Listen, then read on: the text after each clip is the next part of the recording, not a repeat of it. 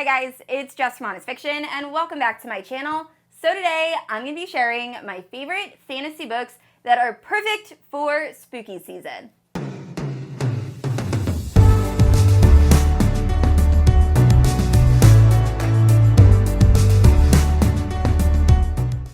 Alright guys, spooky season is upon us. So I actually just posted a fall romance recommendation video I will leave in the cards and the description, but this video is all about spooky fantasy. So all of these books involve either a gothic setting or vampires or haunted houses and just everything that reminds me of fall. So a lot of these books are new releases, so just keep that in mind going in.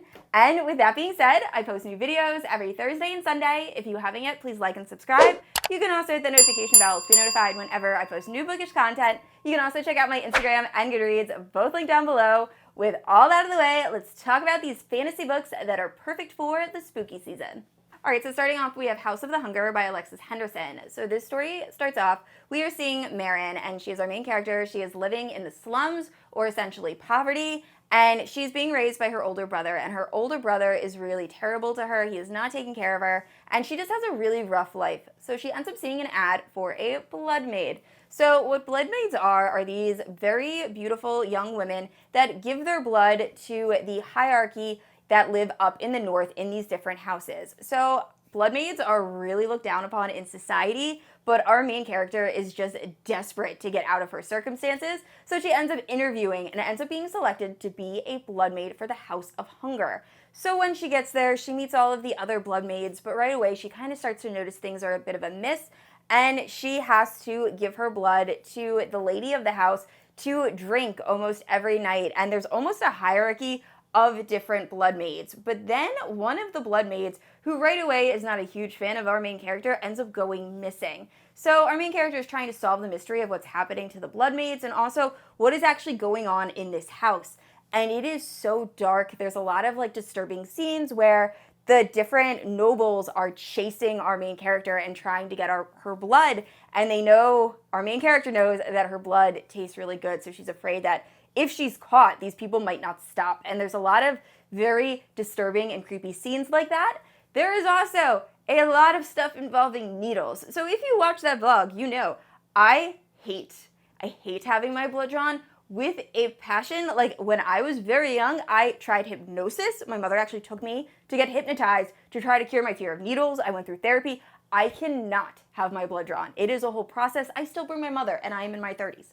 So there is a lot of description on veins and the needles going into said veins and things of that nature that I was so creeped out and just felt uncomfortable. And the only thing that I hate more than needles is the dentist and going to the dentist. And the other horror that this book really enjoys talking about is teeth pulling.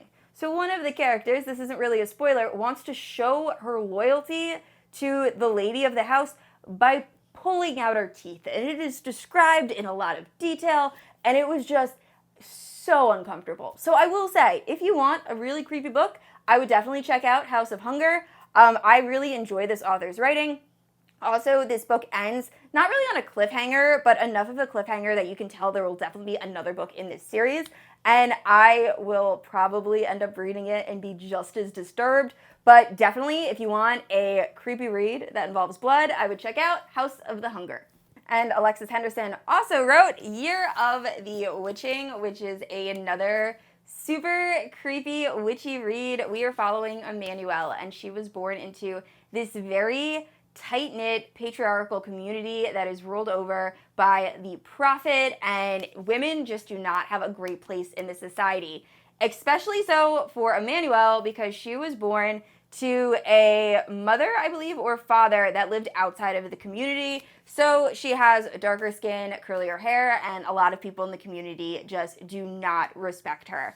And she is just trying to be the best and most obedient member of society. That is until she finds a notebook in the middle of the woods. And we find out this notebook contains spells, and it might have been written by these witches. And we also find out that the prophet and the witches have a little bit of a history. And this novel is just super empowering, but also really creepy, especially the end scene is just, I was not expecting it to get as dark as it did.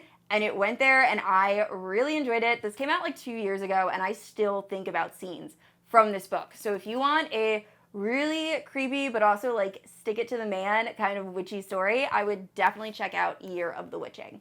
And another witchy read is Spells for Forgetting by Adrienne Young. So I talked about this in my September wrap-up, so I will leave that in the cards and the description.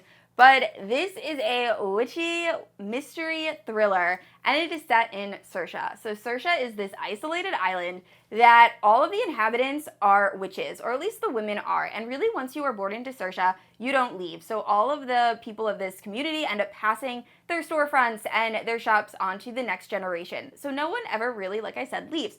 Now, there are some tourists that go there, but for the most part, it's just a very tight-knit community. So our main characters are August and Emery. I will say there are a lot of POVs in this book, but the main two that you have to pay attention to are August and Emery. So Emery's best friend is Lily, and they are just growing up to be these really powerful witches, learning from their ancestors, and I really loved that part of the story. And then you have August, and August has a terrible home life, and him and Emery are in a relationship, and then they decide that they are going to leave Sersha and go and live their life away from this island. So the day before they are set to leave, Lily ends up being murdered, and the entire community believes that August is the culprit. So there's not enough evidence to actually convict him, but him and his mother are pretty much run off of the island. So then I think 10 years goes by, and we find out that August's mother has passed away, and she left in her will that she wanted to be buried on Sersha. So he is determined, or August is determined, to fulfill his mother's last wishes. So he goes back to Sersha, and when he gets there, he sees Emery, who never left, and the entire story is pretty much trying to solve the mystery of actually what happened that night. Everyone in this town is harboring secrets, and it was just really fun. I will say, I've talked about this before, I wish there was a little bit more witchiness incorporated into this book. I feel like beginning we had a lot of witchcraft, and then it just was kind of dropped, and at the end it became like super magical and almost skirted the line of like horror in the very last page. So I just wish it felt a little bit more consistent throughout with like the witchiness. Now, the mystery was actually really good. I am someone who normally is pretty good at guessing who the culprit is, and I did not guess it with this. There were a lot of twists and turns. So if you want a witchy mystery thriller, I would definitely check out Spells for Forgetting. And next up, we have House of the Hollow by Krystal Sutherland. So let me start off by saying this cover is absolutely stunning, and you would never guess the amount of disturbing imagery that is present in this book. So this book is following three sisters, and when they were very young, they ended up disappearing, only to be found later completely covered in blood, and their hair has now changed colors. It's now ghostly white, and they've just never been the same since disappearing. So we fast forward 10 years, and now they are teenagers, and one of the sisters ends up going missing again. So the youngest sister realizes the only way she's going to find out what happened to her older sister is to look back and try to figure out what happened to the sisters the first time around. And it is their story, and this book is so creepy, like I said, with the imagery. It just really gives you the whole fall decaying vibe. So I really did enjoy it, like the story and the mystery, but where this book shines is with the writing and just the descriptions of these disgusting and, like I said, decaying moments. And it's just, it's something. So parts of this book are really vile, but also parts are really beautiful and whimsical, and I very much enjoyed it. Just the vibe of this book is like decay, and it was super unique. So if you want a book that sounds like what I just described, I would definitely check out House of the Hollow. And the last three on this list are YA fantasy. So first up we have Gallant by V.E Shwab. Now, I will say this wasn't one of my favorites, but I think that's because I listened to the audio version, and I really should have read this physically, because a lot of the story is surrounding this notebook where this woman slowly kind of descends into madness. And apparently there are illustrations, and the writing style is shown in the physical copy, and I didn't have that to reference, so I think that definitely adds to the experience. But we are following Olivia, and she is this girl that is raised as an orphan, and the only thing she has of her family is this notebook from her mother, and her mother is writing about her life and the life of her father. And like I said, it seems that as you go through the notebook, the mother is slowly descending into madness. Now, Olivia has been alone most of her life, and then she receives a letter from Gallant, which is this very illustrious house that is mentioned in her mother's journal. So the letter is from her uncle, and he is asking her to return home to Gallant.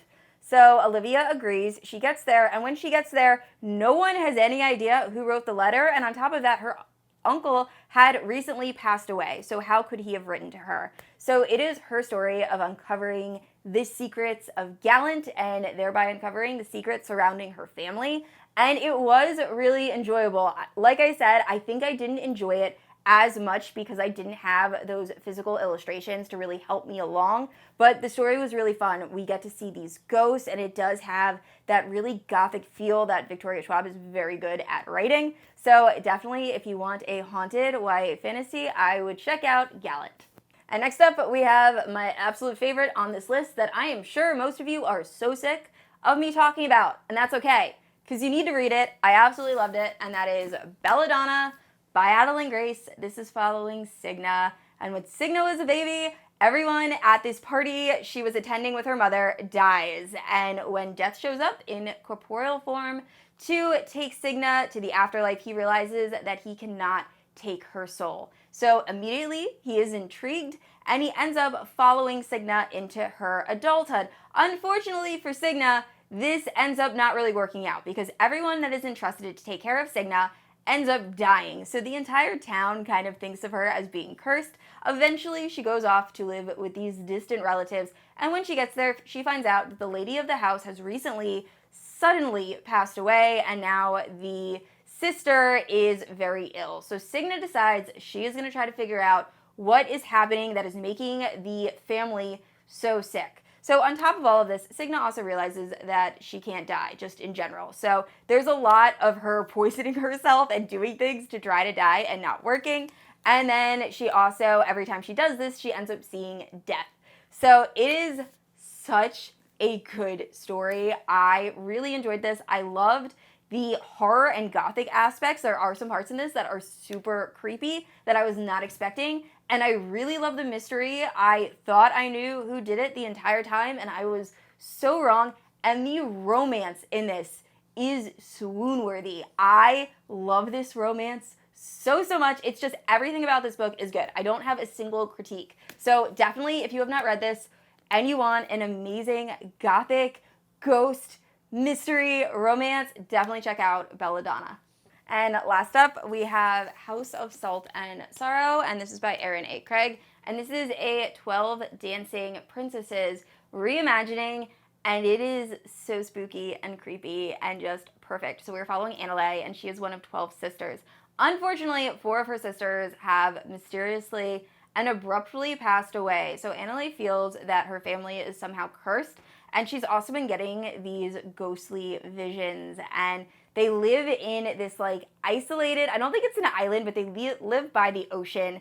And the writing in this, it just makes you feel like you are stuck in this remote area that is surrounded by the sea. And it's just, I love the way this is written. It just really feels atmospheric and super creepy. So on top of her sisters going missing, the surviving sisters end up going to this mysterious ball every night where they dance all night long and then wake up with very little memory of what happened. And it's just, it feels very whimsical and very fairy tale, but also has the perfect amount of like creepy gothic moments. Like there is a scene where Annalay is in a tub and something happens, and I flat out screamed and threw the book. So I really enjoyed this, and it also does have some fantastical elements. I didn't think this was a YA fantasy until like close to the end. That makes everything make a lot more sense.